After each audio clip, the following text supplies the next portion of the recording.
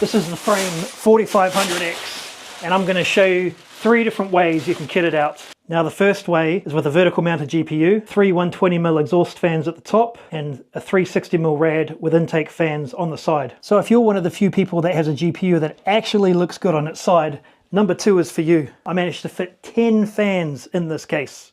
I even managed to fit 3 140mm fans on the side, and you're not supposed to be able to do that. Right, on to the next one.